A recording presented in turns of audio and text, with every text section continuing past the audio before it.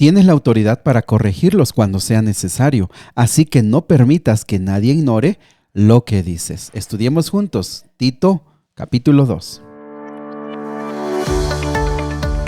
Nuevamente, bienvenidos amigos, amigas a Momentos de Esperanza. Anima, motiva, desafía a alguien más a estudiar la palabra de Dios, que se sume a este plan todos los días estudiando un capítulo de la Biblia. Y estoy seguro que tú conoces a alguien que necesita escuchar la palabra de Dios. Quizá te da pena, quizá tienes algún prejuicio, quizá consideras que no te va a escuchar, quizás alguien muy cercano. Invítalo. Dile que este audio es solamente una herramienta. Lo más importante es que le acompañes para estudiar todos los días la palabra de Dios. ¿Sale? Muy bien, pues vamos al capítulo de hoy. El capítulo de hoy es muy interesante, sumamente práctico, con un énfasis muy marcado en la conducta, con un énfasis muy marcado en la manera de vivir. ¿Por qué? Bueno, es que ya hemos estudiado, por ejemplo, Romanos, donde se enfoca mucho a la teología. ¿Qué hay detrás? ¿Qué hay detrás de ser fiel a Dios? ¿Qué hay detrás de la experiencia de la salvación?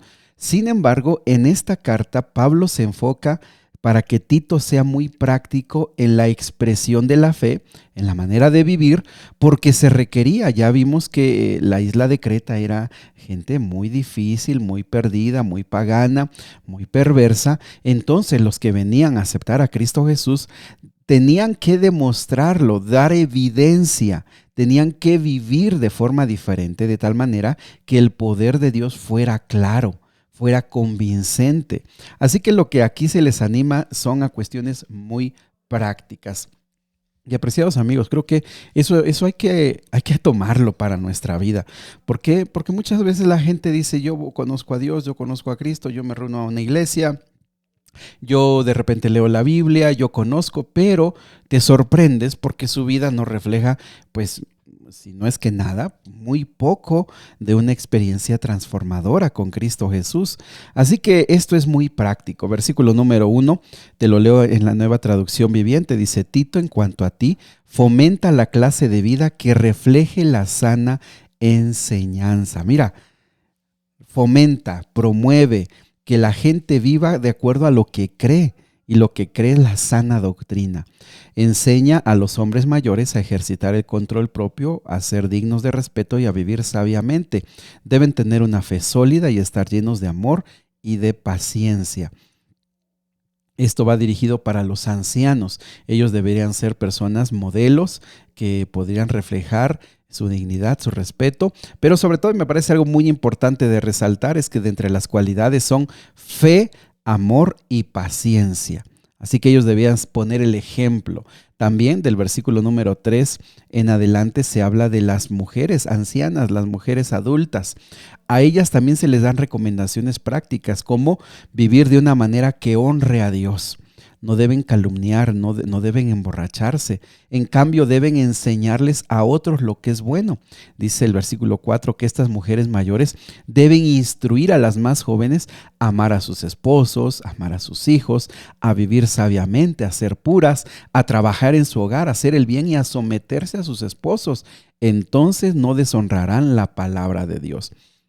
Como les digo, esta carta es muy puntual, muy específica y con una urgencia de que la gente entienda qué significa amar a Dios. Eso quiero resaltarlo. ¿Por qué? Porque muchas personas vienen a conocimiento de Cristo y dicen, yo amo a Dios, pero les falta instrucción en cómo demostrarlo, en cómo hacerlo. Y no dudo, y creo que es algo bien básico, no se duda de que en el corazón tienen un deseo de servir a Dios, de amarlo, pero se necesitan ser capacitadas, instruidas, enseñadas en, mira, así dice la Biblia, ¿verdad? Así dice la palabra del Señor, este es el consejo para que tú lo puedas aplicar y de esa manera expreses tu amor al Señor. Si nos damos cuenta, estos roles que se mencionan aquí, pues son roles de la época muy marcados, una mujer enseñando a las jóvenes, instruyendo sobre el hogar, sobre la familia, sobre los esposos. Y mis amigos, aunque para nosotros en esta época pueden sonar ideas como muy retrógradas, muy atrasadas, podemos entender el principio, ¿verdad?, de la época en la que se vivía y también entender cómo nosotros lo podemos aplicar. También versículo 6 habla acerca de los jóvenes, dice que ellos deben vivir de una manera sabia. El versículo 7 está muy bonito, dice, y sé tú mismo un ejemplo para ellos al hacer todo tipo de buenas acciones, que todo lo que hagas refleje la integridad y la seriedad de tu enseñanza. Fíjate que Tito tenía un desafío porque no solamente tenía que enseñar y predicar, él tenía que vivir, él tenía que comportarse a la altura de un pastor, de una persona que cuida, de una persona que tiene una vida diferente. Eso es un desafío, mis amigos. Tito era el centro de las miradas de mucha gente y eso creo que a nadie nos gusta. Sin embargo, él tenía que hacer esa obra. Refleja la integridad y la seriedad de tu enseñanza. Versículo 8 dice, enseña la verdad para que no puedan criticar tu enseñanza. Entonces los que se nos oponen quedarán avergonzados. Versículo 9 habla acerca de los esclavos. Dice que deberían obedecer a sus amos, hacer todo lo posible por agradarlos, no ser respondones, no robar, mostrar que son buenos y absolutamente dignos de confianza. Entonces harán que la enseñanza acerca de Dios nuestro Salvador sea atractiva en todos los sentidos. Fíjense, nuevamente una práctica antigua, una práctica que por supuesto Dios no aprobaba, pero que era parte de la cultura de ese tiempo. El Señor enseñó que el cambio del corazón, la transformación de nuestro interior, reflejado en una vida de obediencia, en una vida de esfuerzo, de trabajo, en caso de estos esclavos, haría más que una revolución social. Mostraría que el verdadero reino de los cielos se manifiesta en esta tierra y las personas podrían ser ganadas para Cristo. Y por supuesto la promesa es que en el cielo nuevo y la tierra nueva, todo esto iba a desaparecer. Y también en la iglesia, Pablo enseñó, ya no hay judío, ni griego, ni libre, ni esclavo, todos somos iguales, pero ellos tenían que demostrarlo. También el versículo número 11 dice, pues la gracia de Dios ya ha sido revelada, la cual trae salvación a todas las personas. Y se nos instruye a que nos apartemos de la vida mundana y de los placeres pecaminosos. En este mundo maligno debemos vivir con sabiduría, justicia y devoción a Dios, mientras anhelamos con esperanza ese día maravilloso en que se revele la gloria de nuestro gran Dios y Salvador Jesucristo. Otra vez, mis amigos, nuestra forma de vida habla mucho más que nuestras palabras o nuestras intenciones.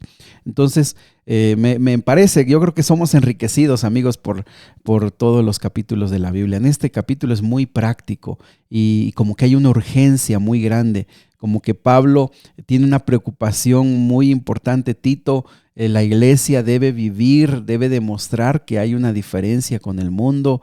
La iglesia debe aprender lo que significa amar a Dios, lo que significa respetar a Dios.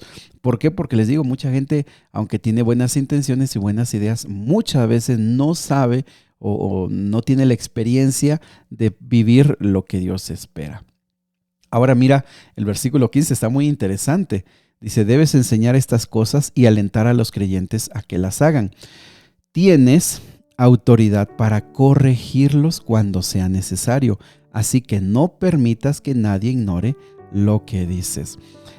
Si nos damos cuenta, desde el capítulo de ayer, cuando Pablo le dijo a Tito, tienes autoridad para nombrar ancianos, lo que nos damos cuenta es que Pablo no solamente lo envió y lo dejó allí, sino que le dio autoridad y confió, por supuesto, en que el Espíritu Santo lo guiaría, pero también confió en que Tito tendría la madurez, la sabiduría y el juicio correcto para tomar decisiones en esa situación. Así que él dice, mira, tú tienes el permiso para corregirlos, habla con ellos, cuando sea necesario, corrígelos. ¿Por qué? Y no debes permitir que nadie te ignore lo que tú dices. Mis amigos, creo que en este caso muy particular nos enseña la importancia y lo necesario que es en tratar de mantener las normas de la iglesia, las normas bíblicas, pero sobre todo en ayudar a otros a aprender qué significa amar y servir a nuestro Dios. Vamos a orar. Querido Padre Celestial, en esta mañana, al ver de manera práctica cómo se manifiesta una vida de fe, una vida de amor, nos queda, Señor, muy claro que tu Espíritu Santo tiene que mostrar una diferencia en nuestra vida. Se tiene que mostrar algo diferente en la forma como nos conducimos en nuestro hogar, en nuestro matrimonio, en nuestro trabajo. La gente tiene que ser alcanzada por la manera en la que nosotros vivimos, no tanto por nuestras palabras. Ayúdanos, Señor, porque para muchos es bien difícil cambiar, pero solo, Señor, en tu poder confiamos y en tu poder nos fortalecemos. En el nombre de Jesús. Amén. Sigue abriendo tu corazón al Señor. El Señor quiere escucharte.